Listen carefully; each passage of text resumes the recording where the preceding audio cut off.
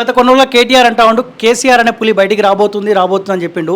మొత్తానికి కొద్దిసేపటి క్రితమే తెలంగాణ భవన్కి కేసీఆర్ అనే పులి బయటికి వచ్చింది. కాంగ్రెస్ పార్టీకి ఏమైనా భయం అనిపిస్తుందా? అయితే మేము కూడా నిజంగానే అనుకున్నాం కేసీఆర్ అనేది పులి అని.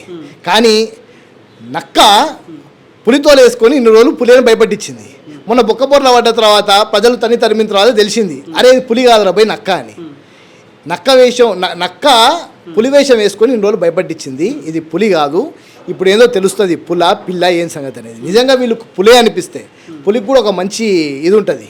పులి అడవికి రాజు, 16 గంటలు వండుకుంటుంది, ఆకలి వేసినప్పుడు లేస్తుంది, తిని మళ్ళా వండుకుంటుంది. అంటే 10 సంవత్సరాల అధికారంలో పులి ఏం చేసిందంటే ఉన్నదంతా దోసుకొని తిన్నది. ఇప్పుడు మళ్ళా లేచింది, బయటకు వచ్చింది. దేనికి? ప్రజలను దోసుకోవడానికి. మళ్ళీ తిని మళ్ళీ వండుకుందాం అనే ఆలోచనలో ఉంది. ఈసారి తరిమి కొట్టుడే బోన్లు రెడీగా ఉన్నాయి, బోన్లు వేసి బొక్కలేస్తాం లోపల. సో ప్రీతం గారికి ఏ పదవి రాబోతుంది? నామినేటెడ్ పదవి, కార్పొరేషనా, లేకపోతే ఇంకేమైనా పదవులు మిగిలి ఉన్నాయా? నాకు కార్యకర్త పదవి ఉంది. 20 సంవత్సరాల నుంచి మంచి కార్యకర్తని, జీవితాంతం కార్యకర్తగా ఉంటా. ఏ బాధ్యత ఇచ్చినా మనస్ఫూర్తిగా ఆ పదవిని నేను స్వీకరించుకుని ముందరికి. కార్యకర్తలు అభిమానులు కోరుకుంటారు కదా, ఎప్పుడు కార్యకర్తగానే ఉంటాడా? 20 ఏళ్ళ నుంచి అదే కార్యకర్తగా చూస్తా ఉన్నాం. ఏ నామినేటెడ్ పదవులు ఉంటే వెనకాల 2 గన్మెన్లు ఉంటారు, మేము కూడా కొన్ని పనులు చేయించుకోవచ్చు, ఈ 10 సంవత్సరాల కాలం పాటు ప్రశాంతంగా ఉన్నామని వాళ్ళకు కూడా ఆలోచన ఉంటుంది కదా. ఇప్పుడు వాస్తవానికి కూడా నేను ఏమంటున్నా, పార్టీ నాకు అది చిన్న వయసు చాలా ఇచ్చింది. 21 సంవత్సరాల వయసులో జాతీయ కార్యదర్శి చేసి 7 రాష్ట్రాలకు ఇన్ఛార్జ్ చేసింది.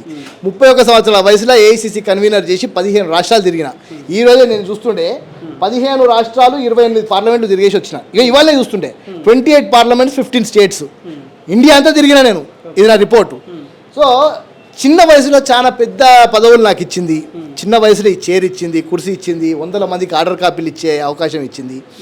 ఇంకా ప్రభుత్వం భాగస్వామ్యమై ఇంకేమైనా చేయాలని ఏమన్నా ఆదేశం వస్తే తప్పకుండా చేస్తాం. కానీ నాకు ఇది కావాలని బ్లాక్మెయిల్ చేసేటోని కాదు, ఇది ఇవ్వకపోతే నేను ధర్నా చేస్తానేటోని కాదు, ఇది ఇస్తేనే నేను ఉంటా అనేటోని అయితే అసలే కాదు.